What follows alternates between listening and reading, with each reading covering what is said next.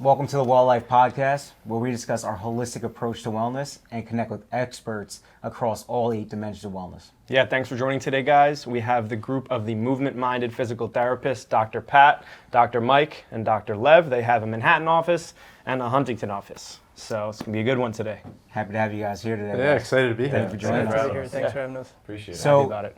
I think right to start off, we definitely want to have a conversation about what you guys do at Superhuman, but first we always kind of start our conversation off with kind of defining wellness, because we want people to get an understanding of what wellness is to you, and people that are just kind of in the space, how they define it themselves and kind of how they see it with their client base. So I know we got 3 of you, but if you guys give us a quick kind of how you define wellness kind of for yourself. Yeah.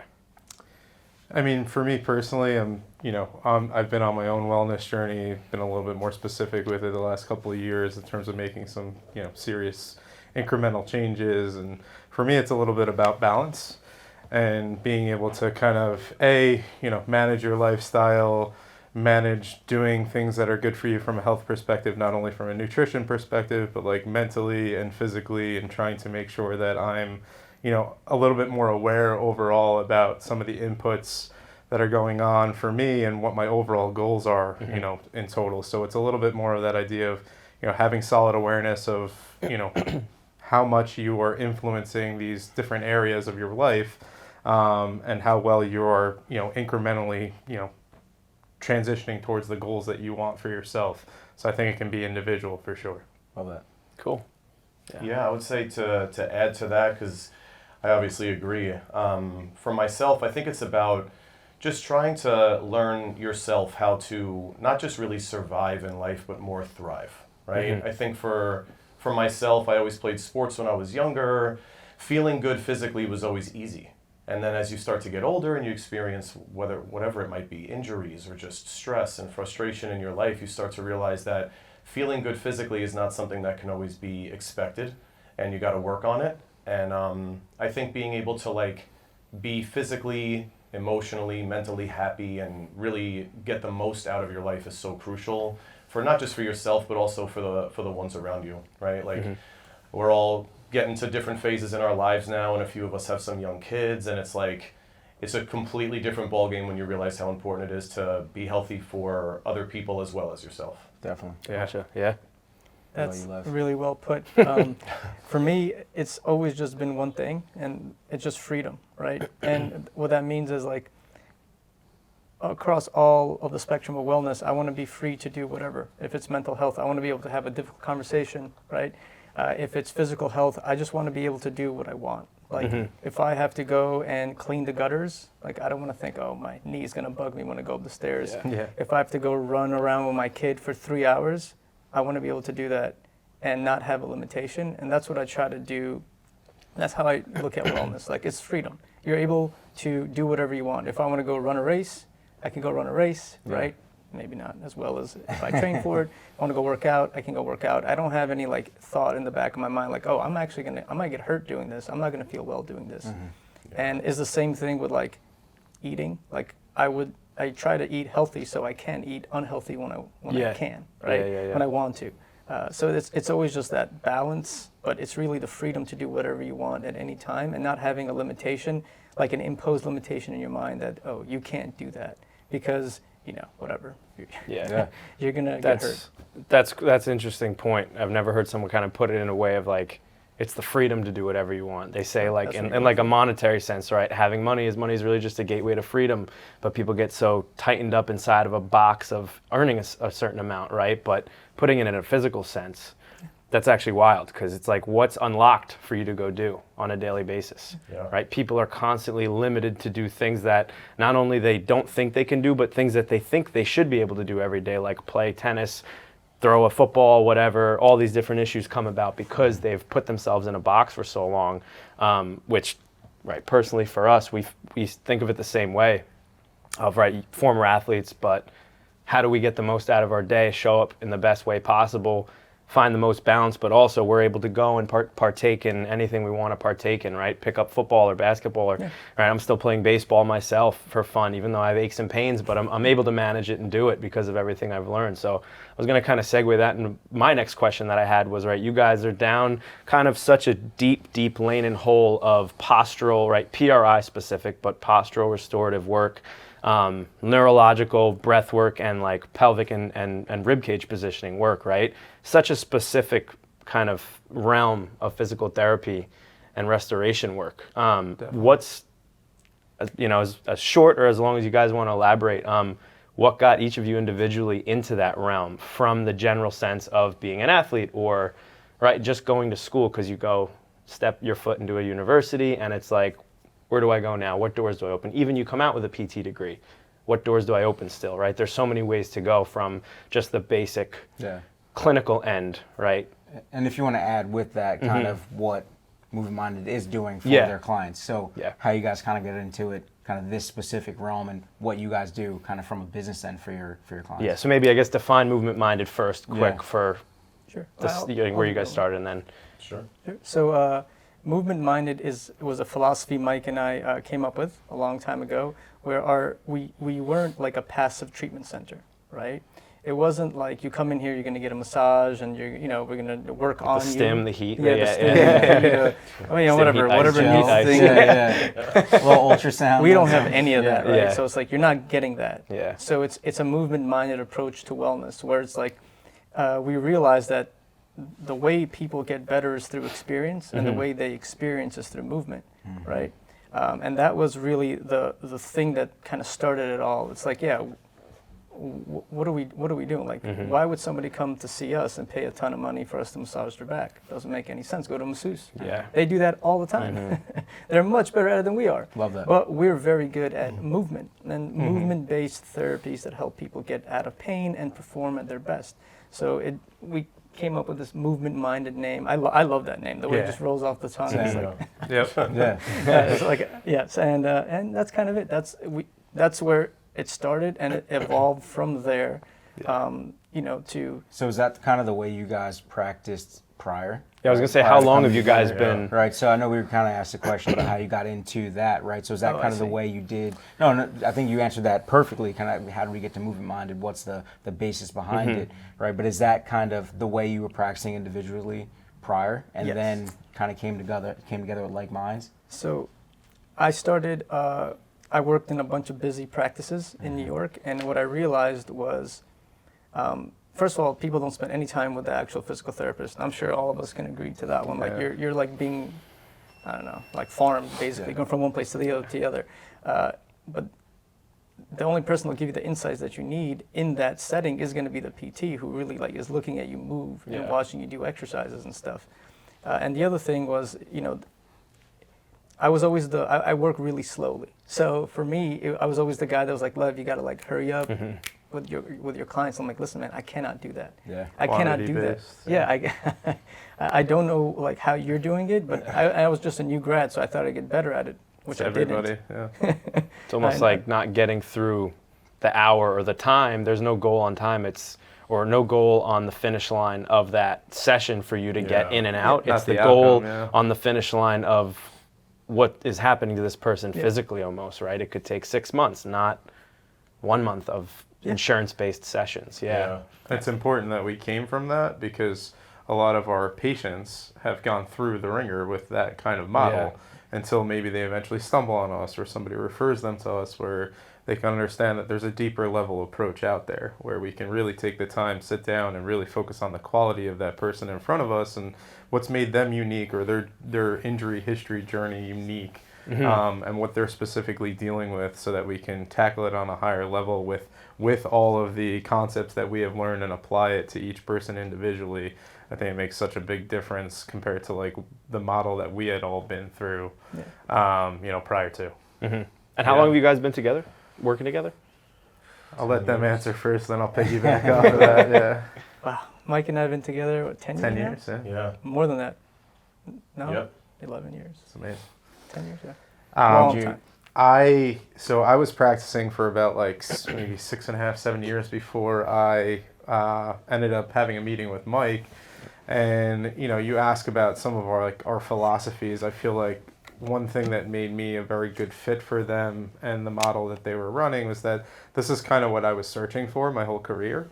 Lev talked about it. You work in clinics that aren't necessarily set up for the ideals that you have when you get out of school and how you really want to help people. I don't think anyone gets out of school and is like, I want to see 3 or 4 people an hour, and I want to spend 15 minutes with that person and try to get as efficiently through that session as I can. That's it. I think, ultimately you want to make a bigger impact than that, and you want to really have your time to use the skill sets that you have. Now, granted, it does help you become more efficient over time, but I think, there's a yearning for more at some point in your career, and I feel like it's happening earlier on for certain people than others. But there's kind of a shift in not only like the mindset of therapists, but even the mindset of patients that we're seeing now, where they want a different, unique approach. They want to get ahead of things instead of getting behind their injuries. So we were just so like-minded in how I looked at the body. I mean, I couldn't look at the body in pockets anymore and like looking at what's just happening to somebody's knee. I know there's so much more influence with that above and below, and you're taught a certain way in school, like to kind of like look at that area, maybe look at the joint above, maybe look at the joint below, but you're really focused, honed in on that area, and it's even set up that way from like an insurance standpoint or a doctor referral standpoint. And this style of treatment really gives us the flexibility to go beyond that and use our doctorate skill set, be able to see people even direct access and, be able to treat them based on what we see and what we evaluate and, give them what they need in a, more impactful way, like within that hour, and then build on that in terms of what's specific to their needs. Yeah, I mean, I love that because when you look at industries where there are a lot of experts or people working in the space, right, physical therapy, chiropractors, even in the fitness space, small group, it becomes very commoditized, right? So from a physical therapy space, it could be we're just all working through insurance, right? Our sessions can only look a certain way. You have to get a certain amount of sessions in order to bring in certain revenue, right? But we all have to kind of think about how do you deliver more value and how do you how can you still be valuable kind of from a financial standpoint from yourself, but how do you differentiate yourself? We know how we do it, right, from a very small group standpoint. We want to give one-on-ones, give people very individualized group strength training. I know you kind of gave right now, but if someone comes into Movement Minded, kind of what's going to happen? What are they going to see? How do you evaluate them for what's going on? And kind of progress them through. Yeah, I think just to piggyback off what they were saying, I mean, I think Movement Minded was really born more out of necessity than anything else. And it was just the necessity of like our own mental health and satisfaction out of our field. Love that. Lev and I went to grad school together.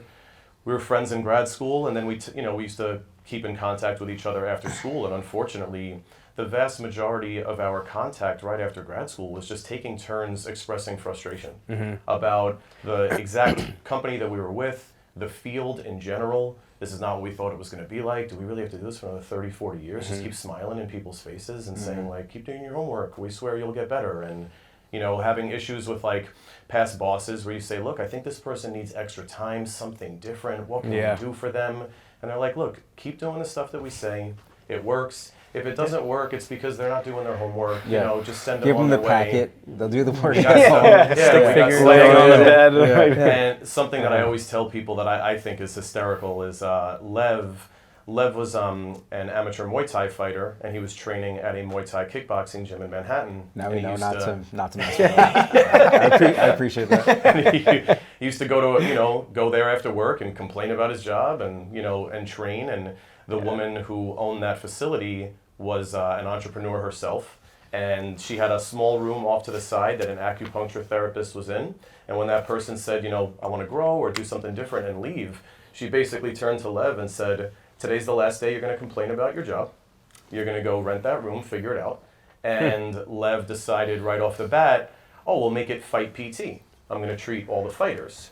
And after all of our conversations after grad school, when I first saw Lev post something on Facebook that said Fight PT, I'm not kidding, I thought he was fighting physical therapy. I was like, wow, he's even sign up. He's more fed up than I thought he was. Petitioning group, trying to get signed up. He's in Times Square with a sign up.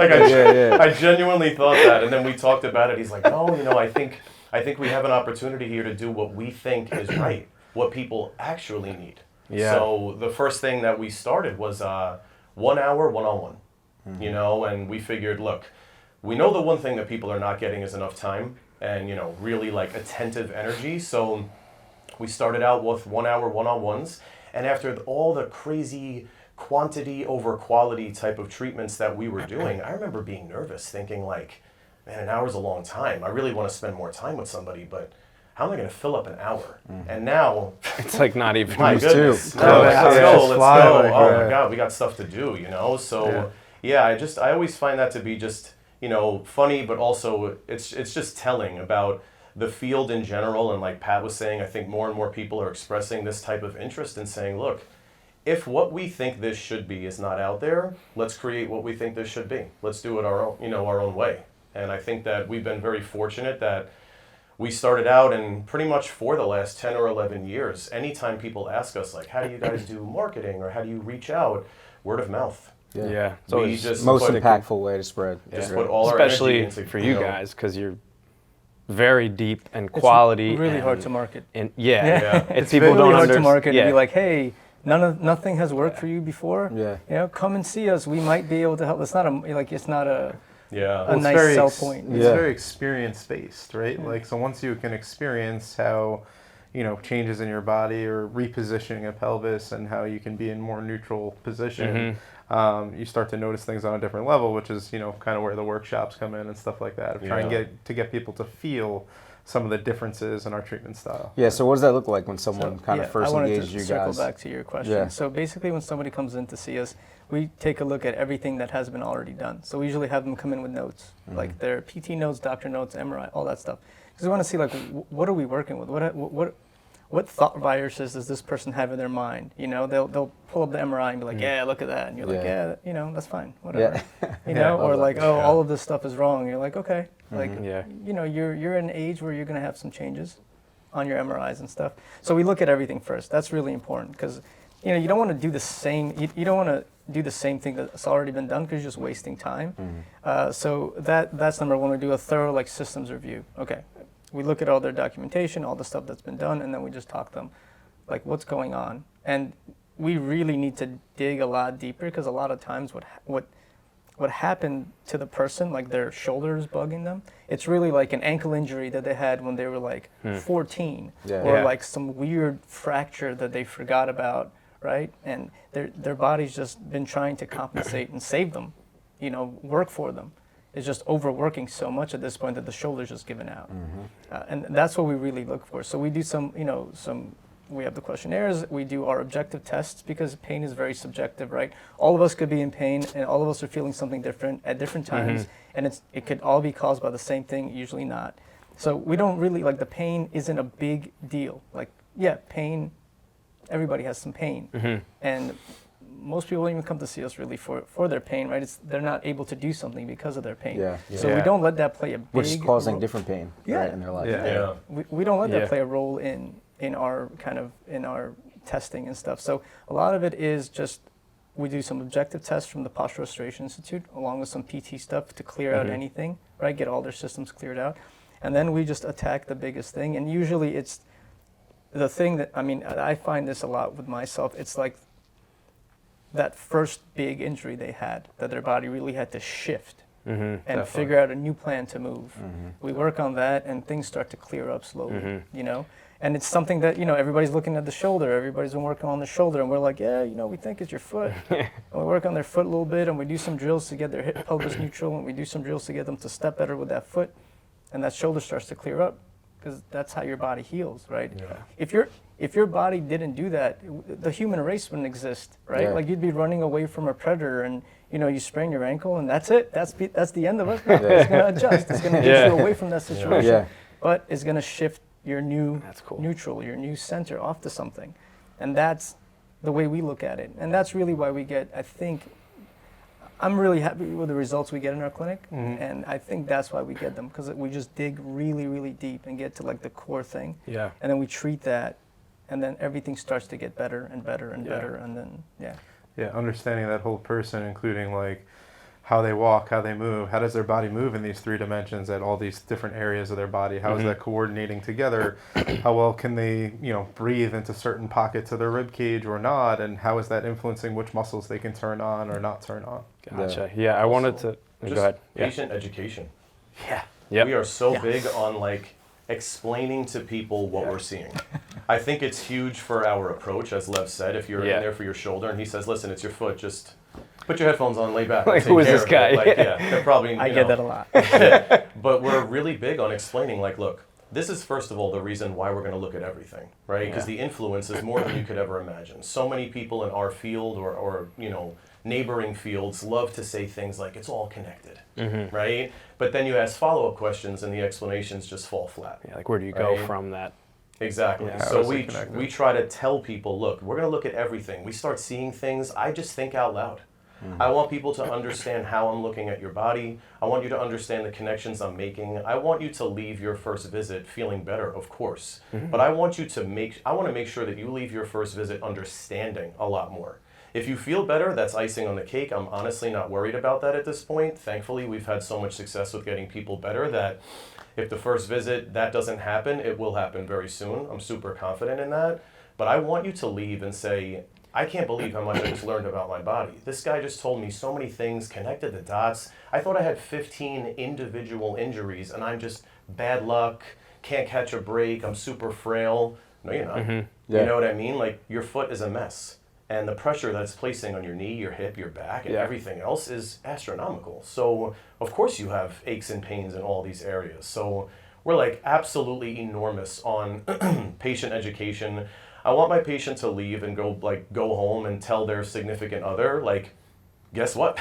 Guess what I learned? And explain all sorts of interesting facts about their body, because I think it helps the treatment, to be honest. I think when you just give people random drills and say, look, I swear this will work, right? Especially people like we see who have they've been around the block so many times, they've been promised the moon 100 times over. Yeah. So for us to just be one more person on that list, I'd rather say, like, look, this is why I think this is going to work for you.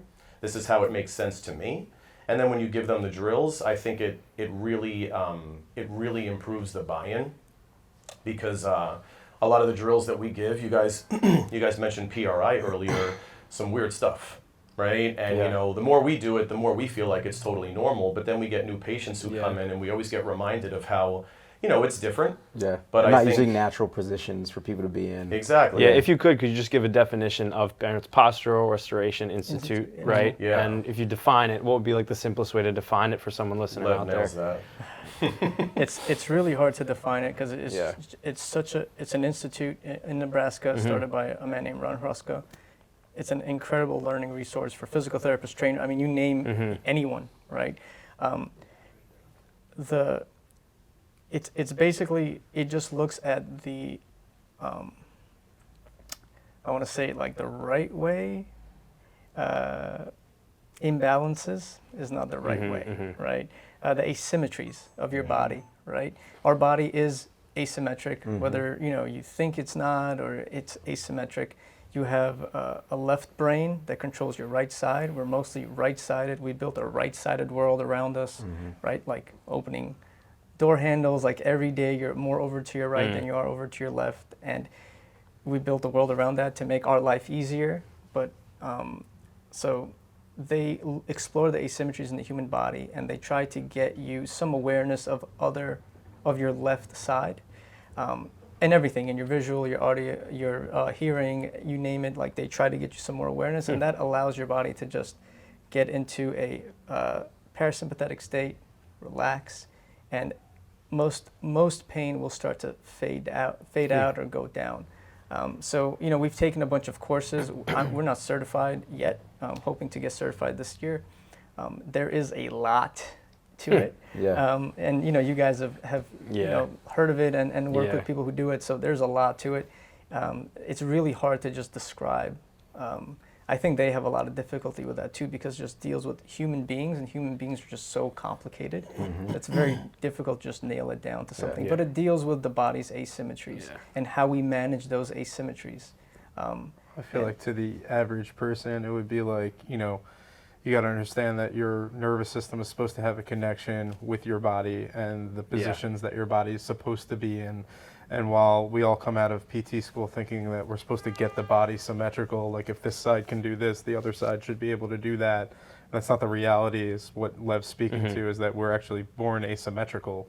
And, you know, kind of understanding that asymmetry and how to make that asymmetry more functional for you, Yeah, that's a good way to say it. you know, reconnect your brain with the pathways that are supposed to connect with the muscles that get you in the right position. So it's dealing with positional dysfunctions and the connection of your brain with your body. I love Even that. as Lev said earlier about like positioning and just stress in your body, even how your body reacts to that first big injury, right? Yeah. We, our brains in many ways are so impressive, but they're also very primitive.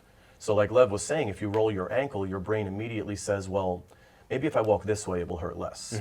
But when your brain figures out that new pattern of a way to put weight on your left ankle that doesn't hurt, it does not for 1 second think, well, what is this going to feel like in 6 months? Yeah. Right? We're just trying to live today. It's a very easiest path. opportunistic. Exactly. And add Yeah. years to that stuff. And, Yeah.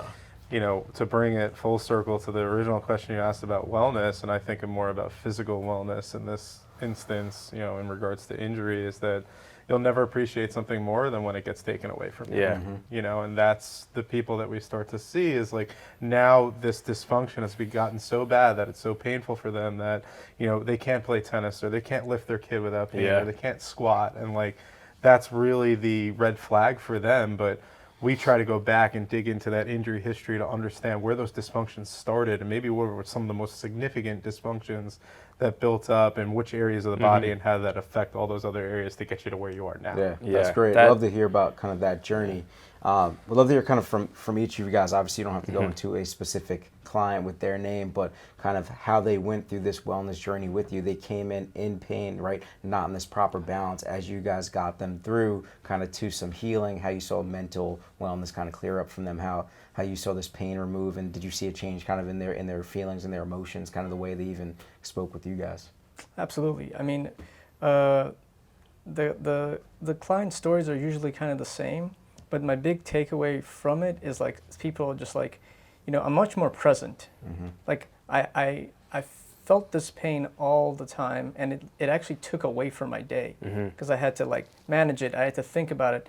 I have a current client, she's doing much better. She had low back pain, which is like super common, right?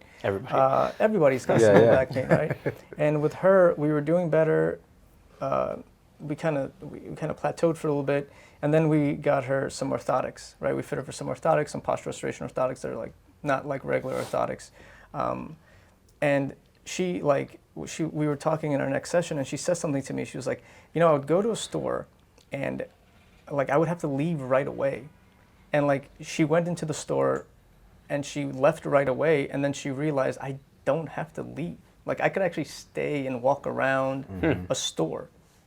Interesting. Which is like her brain was just like, oh, you're in the store, get out, go back home and like you got to do this as fast as start to feel possible. better, Yeah. right? She's like, I actually like walked around the store, and for her that experience was just like new. Yeah. She's like, Yeah. this is That's crazy. This is incredible. Like All these new I'm walking around the world. store, and to us, right? Like I talked about freedom before. That's what I see. I see people's like freedom of movement and whatever be taken away by this like pain thing or whatever they have going over them. And I was just like, wow, like she's getting towards that goal of freedom. Yeah. Like it's something that she didn't even realize that she was doing. And that's a lot of the things that we see. Like I'm so much more present in my meetings at work. Like before I was just like in pain, so I was just aggravated at everyone. And like I feel like I'm doing better like at that, and people are telling me I'm a nicer person. And I'm like, oh, that's great. You know, like that's great. Yeah. Like And that fits our mold. You said a term like thought viruses before. Yeah. People live with these every day, and it affects everything else they do. And you guys are physical practitioners more so, right? Physical, obviously, like start to dive into people more, us too, right? But then the mental, emotional side leads into everything else, because it's like, all right, you can't even, you're nervous going to the mall now. Yeah. Why should that, how is that even correlated, right? It seems stupid. It's like you can't even open up doors, physical doors to different places to walk and move and go on vacations and know that it's already stress, is preemptive stress. I can't do this, you know? But then like you fix these problems, and now big thing. their entire life, relationship, social life, everything is different because these thought viruses and physical viruses are starting to kind of wash away. You It's know, that idea of feeling safe, right? In like the animal kingdom, some of the animals that are the quickest to go 0 to 100 are the ones that really aren't that big and strong, yeah, right? Yeah. Because they're terrified, right? And I feel like our bodies do that in really interesting ways. I had a client that I was working with recently. She's come to see me on and off for the last few years for a variety of reasons, and she's been dealing with some really intense right hip pain. And I can tell by the way she moves and walks and some of our assessment tools that what she's essentially doing is just running away from that hip. Every ounce of her body looks like it doesn't want to go over there. And I took her through a couple of really, really slow targeted drills one session, and I got her into that hip. And she's a very nice person, chill, doesn't seem to be super stressed or wound all that tight. And when she got into that hip, she actually turned to me and the color was leaving her face. And she said, I feel nauseous. And I said, all right, let's take a break. Let's chill out for a little bit and then we'll see if we can do some more. We ended up really slowly working our way into some of these drills. And she kept telling me, this is insane. I can't believe every time I get into this position, I genuinely feel like I might throw up. And we had a great session. Thankfully, she left feeling better. Came in the next week and said, I had something happen to me at work a couple of days after our session that I found super interesting. And she said she had an argument with her boss and she went back to her desk and she was just mulling over the argument, thinking about how it went down and who said what. And she said she felt like she was going to throw up. And she said she never in her life made the correlation that she feels physically nauseous when she's really stressed. And she helped kind of break that and figure that out in our session where I said, it's interesting, you're having this really visceral, really intense reaction, really 0 to 100. And I asked her during our session, are you normally pretty good in your personal life at like compartmentalizing things and just saying, that's stressing me out, not even gonna go there? And she's like, yeah, I actually do. Because when I am confronted with things, I get, it gets really, really intense for me, so I'm pretty good at not thinking about it. And I was like, your body is physically doing the same exact thing that you emotionally do throughout your everyday life. It has decided that your right hip is a threat or something that it feels uncertain about, and so it's going nowhere near it. You're not sort of experiencing it. You're not trying your best to fight through the pain. Your body has genuinely said, we don't need that anymore. And so it was really fascinating to watch her work through that. And we've taken a bunch of these PRI courses throughout the years, and I remember the first 1 or 2 that we took, they explained having moments like this with your patients. And I was like, that sounds a little much. They're exaggerating a little bit, But we've seen things like this happen a bunch of times throughout the years, and it's been truly fascinating. Like, PRI has definitely become a huge pillar of what we do. There are some other courses that we've taken that we also really, really benefit from. One of them is called Anatomy in Motion. That was created by a guy named Gary Ward. And another just wealth of knowledge there, just incredible stuff about feet and the gait pattern. And essentially, are you getting in and out of all of the spaces that you should be when you're living your life? So for us, especially with our initial flagship office being in Manhattan, people there take 7,000 steps a day if they're sedentary, So we realized how incredibly crucial that sort of arm of the business could be. And I think what's really made us unique is marrying the two. We have plenty of other things that we lean on here and there when need be, but I think the combination of those two has really helped separate us. If we get someone to reposition their rib cage through a really awesome PRI breathing technique, they have these crazy responses, they feel great. Now, how well can your body put that into action? Yeah. Right? So that's when we add the strength training. That's when we do the gait training, and we really teach people, hey, now when you do something as common as walking or as common as breathing, which the numbers on those things are crazy. We breathe like 22,000 times a day, which just is unreal to me still to this day. So, if you think about that, if you squat every day and you're making small mistakes in your squat, you'll be good for the most part, but eventually you won't be. Yeah. And I think that's how a lot of people are when they walk, breathe, and just do normal everyday stuff that thankfully these resources of knowledge have really helped us tap into. Yeah, this is really interesting kind of subplot of stress reduction, right, with what you guys are doing. Because that's not, and that connection to wellness, right? I don't think that someone goes to their PT and thinks like, oh, this is going to improve my overall well-being. But I think kind of from the same side and the kind of the same reasoning, or you asked us kind of before, why do we kind of named this place Ate Well, Yeah. right? And that was really about, yes, having a physical space, but trying to get people to understand this holistic approach to their wellness. Kind of similarly, what you guys are doing is saying, all right, so you've been taking on this stress because you haven't been able to move these different ways, but as Lev mentioned, we're able to actually get you into a parasympathetic state, right? Decrease this overall stress in your life, and now you have overall well-being kind of benefits just from kind of seeing a PT that you thought was just going to allow you to be able to walk better and get up the stairs a little bit better. Absolutely. That's really, really cool connection there. Yeah, kind of for through the sure. whole- It's cool stuff. Yeah. Yeah, well, I think like what we do, and we used to do a lot of other stuff. Like we've taken a lot of other courses, and we get what I've gotten personally from all of these courses. We just give people what they don't have. You Yeah. know, like you can't bring your arm this way. Well, we'll do that to you, and then your body has this brand new balance, right? Because you have this like spectrum of movement, and that's just been erased. Like for that woman Mike was talking about, that right hip, that was erased from her brain, right, Yeah. from her memory. And then he gave some of that to her, and now she has just more to move with. And usually just having more joints, muscles, structures to bear the load through is going to make you feel better, right? Because otherwise you're just, hopping along on your left hip, hoping for everything to be okay. Yeah. And your body's like, hey, this is all I have. I just have a left hip. You're going to be here. You're not going anywhere else. But this is kind of what, I think like giving people what they don't have. Yeah. It's a simple way of doing it, but that's really it. That's Even without the pain, just performance. That's how you plateau. Yeah. Right? Yeah, That's true. how you do the same weight for a year and a half, and you're like, every strength training program I'm on, every training partner I have, every trainer, like minimal incremental progress at best. Maybe I've been plateauing on this one particular movement forever, and as you guys know, there's a variety of reasons for that. Oftentimes it can be, anything from technique to diet to what program are you on? Are you stressing your central nervous system too often? Do you realize that you shouldn't be, shouldn't be a 1RM workout like every time you get underneath the bar? But it's also, for us, we've seen from like, I guess more of this physio lens, we've seen how these movement patterns down to the details of how all of us are born with different ceilings. I always love to tell this to my patients. It's like none of us were born with the same athletic ceiling that LeBron James was born with, right? Yeah. But all of us can adjust our own ceilings. Well, maybe you. Maybe you. It's just a height. It's just a height issue. You're talking about yourself? That's interesting. Right? Oh, okay. Yeah, if you were Speak for 6'9", yourself, Mike. if you were Yeah. 6'9", you wouldn't be here. right. But the rest of us would probably still be here. Me too. I'd be throwing 96 if I was. Exactly.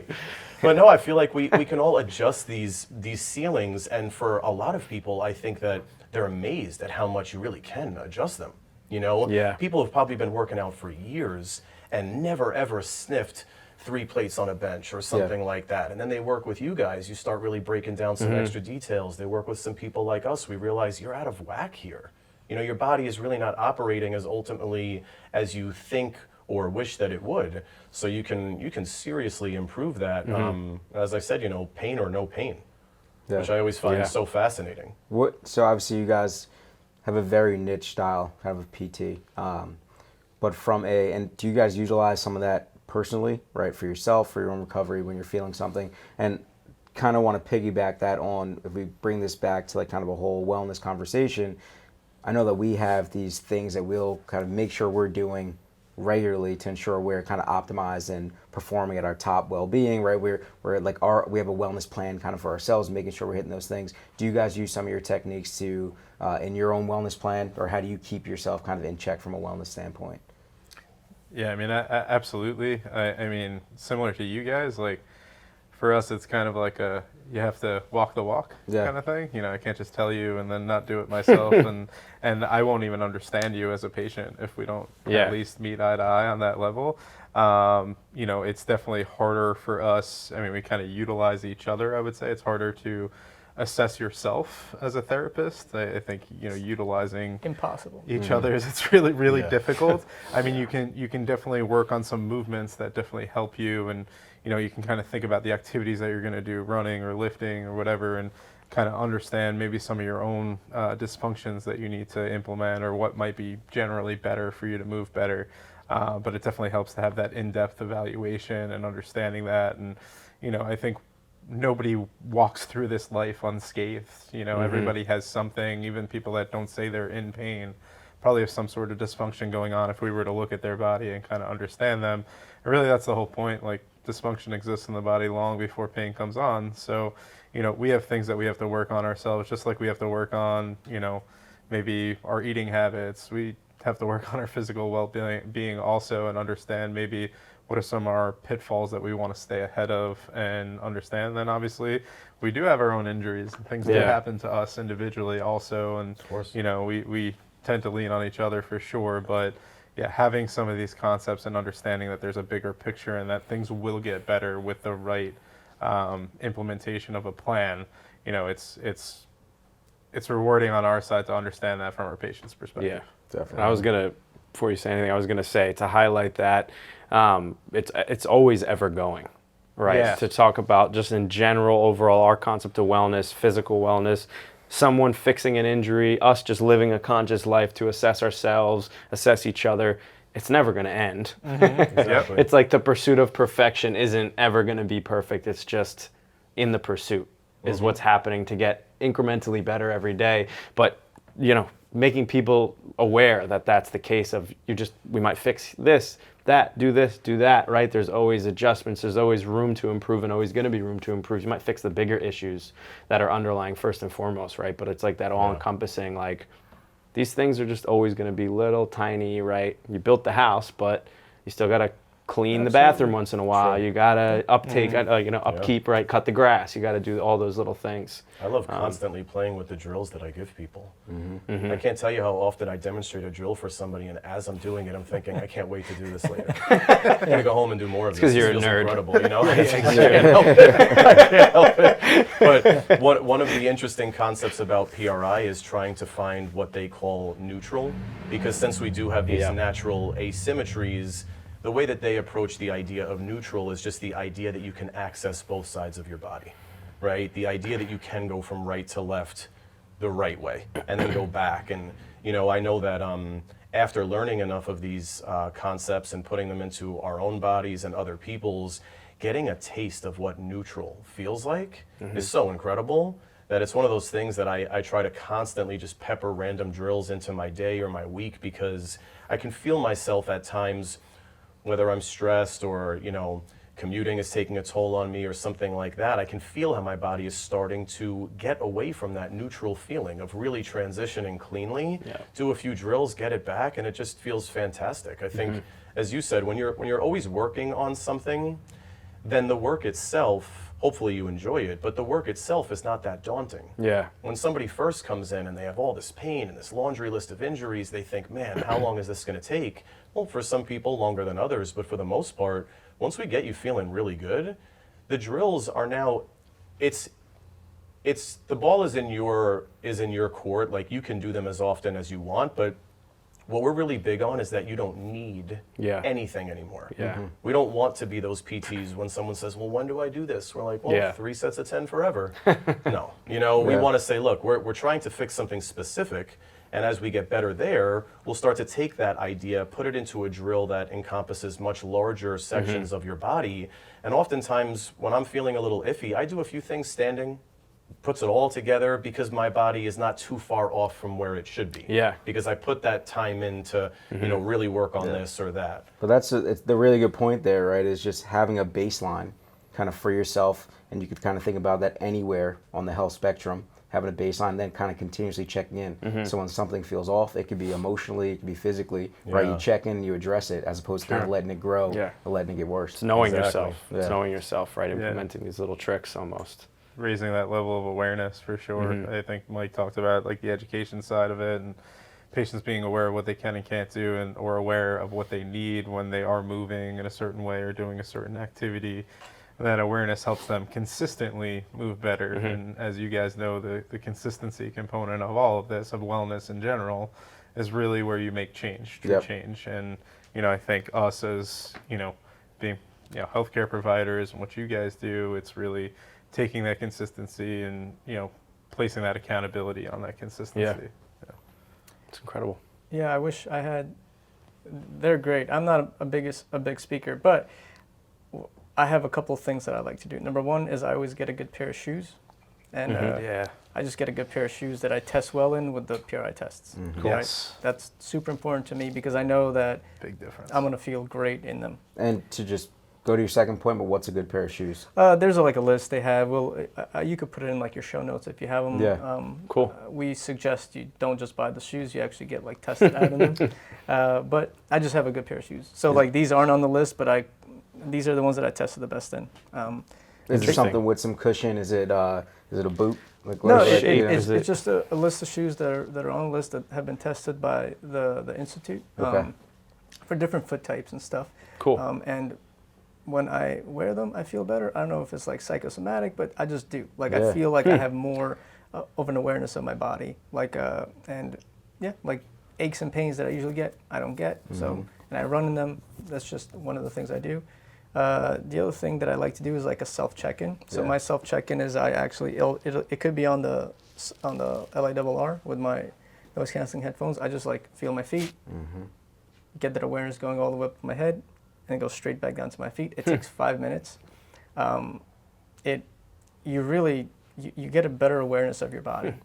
You almost said that, I think you said that you did at the last workshop, you said that you did it almost before you go to bed sometimes. Oh my God, that's when you I settle fall down asleep. and you almost fall asleep from feet, feel every like breathe into it and then you're out. Yeah, I'm out. Which is crazy. It's like No. consciousnest at its highest level. almost. You're just all you're doing is you're like I don't just sleep at all. He's like, what did you tell me?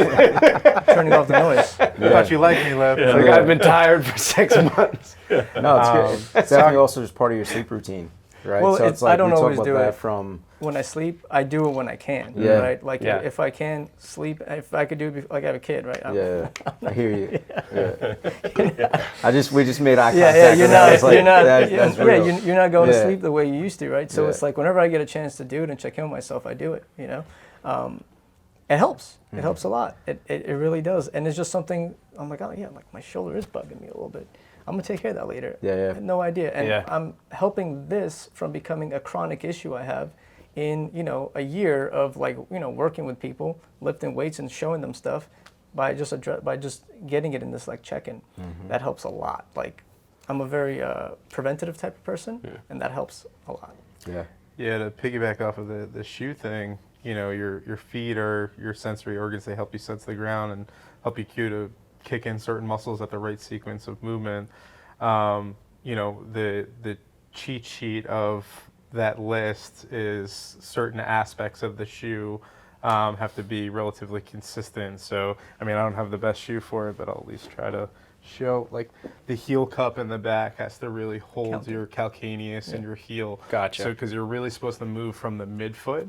So the midfoot is what's going to allow you to sense the ground, and then the toe box is supposed to be able to extend. So those are some specific criteria that they even have, like as an additional page, second to their list.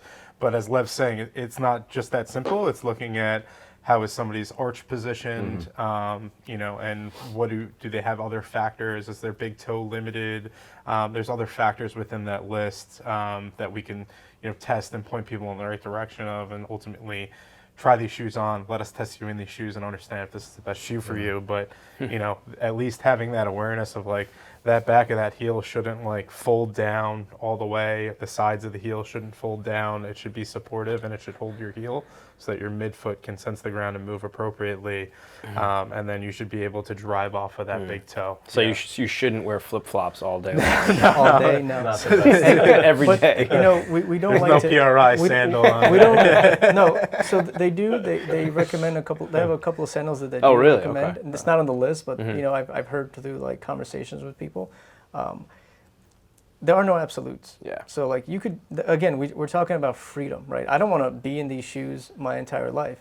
I like to wear them when I go to work and stuff because it feels good. But like, if I want to wear a pair of flip-flops, I'm going to wear a pair of flip-flops. But I have the freedom to do that Because you're usually I say 99% of the time you're like, keeping yourself there. I think one of the big things with us, and why this is so hard, like we were talking about like marketing before, so hard to market is like there are no absolutes with us, right? There's no like you have to do this. No, that doesn't exist. You do whatever you want. We're going to help you get there. But there is no like thing that you need to do. There's a shelf life to everything. You get to where you need to go. You feel better. Try some stuff out. See what you like. From there, try some more stuff out. see what you like. And our job is to get you there. So I hate just taking stuff away from people or just, you have to do these drills every single day. No, that's not the way it is. It's not realistic, right? It's not realistic for you to do that. It's not realistic for humans to like do that. You're basically just a slave to stuff. So what we want is we want, And they won't do it either. that's They're the less other side likely of to it, do yeah. it. You so know? it's there is, you know, if you do the right thing 80% of the time, you could do the wrong thing 20% of the time, right? And But that's the whole balance, right? Yeah. And kind Yes. of all of health and wellness. Yeah. Yes. Right. Absolutely. So if you're talking kind of physically through injury, Yep. right, it's about this balance, doing things 80. If you're talking about nutrition, strength training, if you're talking about kind of meditation, just doing things more consistently will help you. But it doesn't have to be an absolute. Right. Yep. So you can have you can eat good foods, but then you can go have dessert. Right. It's about balance and not just stripping everything away from you. Right. Yeah. Having that freedom. We have right. clients- It's kind of exactly wellness. Sorry for interrupting. No. We have clients and they're like very type A, you know, like Yeah. and they're coming in. They're like, oh, I try meditating, but it doesn't work for me. And we're just like, well, you're trying to meditate when you're already stressed out. That's not going to really help you. Like you meditate so that you can control yourself when you get stressed out. It's not about, oh, I'm stressed out and I have all this stuff going on and all this pain. Let me meditate to get this pain away. If it worked that way, everybody would do it, but it's not that. You have to put in the reps of meditating when you're not in pain, so you could dial it down and meditate when you are in a stressful situation. And again, it's 80% of the time doing the stuff that you have to do. So you know you have this freedom. And I love that, like knowing it's not going to be easy. None of it's easy. Yeah. But part of the result comes from the process, not from the one time you do it. Right. Come on, That's like like doing a knee drill after you did squats and your knee hurts. Yeah. Right? You know, and you go into those squats knowing your knee's probably going to hurt. Like whenever we give people a lot of drills to work on and stuff, we oftentimes tell them like, look, you should be doing these at particular times throughout the day where they're exponentially more helpful for you. Right? When you first wake up in the morning, try to get your brain and your body to wrap its head around these ideas, getting into these positions before you go for a long walk. You know, don't wait till the end of the day when your pain has reminded you that the injury's still there, and you say, "Oh, I got to do my homework before bed." You know, it's more about making it like really embedding it into your day and your lifestyle. Because as you guys are saying, I mean, the consistency is what that makes it so much easier. It becomes just a part of you. You just get those reps in, and over time, it all helps so much that how much is required of you every day becomes less and less. Yep. So now everything you're doing is just icing on the cake, and it just helps so much more. But it's difficult for people, I think, to understand that without having an example right in front of them or being really coached through the knowledge about that. Like having more awareness in your body is so key, because I'm sure you guys experience this. Like when you're lifting, you might do a set of squats, you shoot for 8 reps, you get 8 reps, and your training partner says, great set, and you're like, that wasn't a great set. You know, it Right? felt. Didn't like the way those felt, right? Didn't like the way those last few felt. I'm going to lock back in, maybe go through a quick drill, make sure that my next set feels better, right? And I think that's how we try to empower people to live their life. If we know that your walking is disastrous for your body, we don't want you to wait until walking hurts to do some drills that make it feel better. We want you to constantly work on things, do some drills in the morning. When you are walking, think a little bit more about what exactly is going on here. What am I feeling right now? Am I doing this okay? Because as Pat said earlier, dysfunction exists before pain, right? So if you have the ability to catch yourself and say, wait a minute, that's exactly what I'm not supposed to be doing. Yeah. Before the pain kicks in, getting rid of that and staying one step ahead makes your life way easier. Yeah. We've really harped on that a lot with ergonomics. Yeah. We do a lot of ergonomic workshops, and we go to different companies and do these luncheons and these one-on-one ergonomic assessments, and we're always harping on the same things we're talking about here. There's no one perfect way to sit. Each way that you sit that might be labeled as wrong is not horrible in a nutshell. It's only horrible when you do that all the time, right? People always ask me, can I cross my legs like this? Can I sit like that? Of course you can. If 80% of the time you're doing the right things, then you can do whatever the heck you want. Yeah. You know, but I think being able to catch yourself sitting in a weird position for an extended period of time and saying, I think I need to switch that up, run through a quick little movement, make sure I'm feeling good, and then you go back to it, and it helps you live your life so much better. We always bring up this thought of just intention, right? Kind of intentionally Exactly. understanding, how am I sitting? What am I eating? What kind of movement am I getting during the week? Right? Kind of being intentional about kind of this process, Yes. both physically and mentally, all of it. Yeah, one comment I had about, we keep talking about that like 80% consistency. And I think this is where we all come in to this process, where somebody could be doing something 80% consistently, but they're just doing the wrong thing for themselves. Yeah. And I'm sure you guys experience that. Maybe they're not doing the right nutritional plan for them, or they're not lifting the right way, but they're doing it consistently, and that leads to issues. And really, that's why people come to us. They're trying to figure out the source of why they do things incorrectly. And once we can kind of bring them an awareness and a knowledge to do that consistently 80% of the time the correct way, that's where it has an impact. Oh, Yeah. definitely. Love that. Cool. All right. We're going to wrap it up. Yeah, we appreciate you guys spending time with us Appreciate today. it. Yeah, it was awesome. Would man. love for having if us. you could run Yeah. through kind of where people can find you, if you got any events coming up, and anything people should kind of maybe be on the lookout for. Yeah, location, right, obviously physically, and social media, how to contact you guys. So physically, we are in Manhattan in the Flatiron District. We're at 7 West 22nd Street. It's right near Italy, the Flatiron Building, 22nd and 5th. Online, we're also Movement Minded PT. We also have our Superhuman location in Huntington, right on Jericho Turnpike, just a few minutes away from you guys here. East to West Wellness Center. Yes, it's located inside of East to West Wellness Center, an excellent acupuncture clinic. And we have Superhuman PT Instagram. We also have a Move Perform Excel Instagram page that will send you guys everything so you can kind of, put it into the details. But that's another Instagram page that we have that's a little bit more long form content. And I believe that's... Any Yeah. events coming up? We don't have anything just yet because the summer's so busy for everybody. So Yeah. we're trying to dial down the schedules and then figure out, what events to throw. Because Yeah. everybody's Yeah. usually And away. you're here first, but we'll have a seminar at 8 with our Movement Minded guys. Yes. Get you guys in Yeah. here, Absolutely. try to match up a schedule or something and get some 100%. Yeah. That'd be some awesome. people in here. That'd be awesome. Cool. All right. Well, thanks for listening to the Well Life Yeah. Podcast with Movement Minded PTs. These guys are the best. Check them out. Give them a follow. Yeah. Yeah. Appreciate you guys being here. Yeah, Thank thanks you. so much. Thank you. man. Thanks for having us.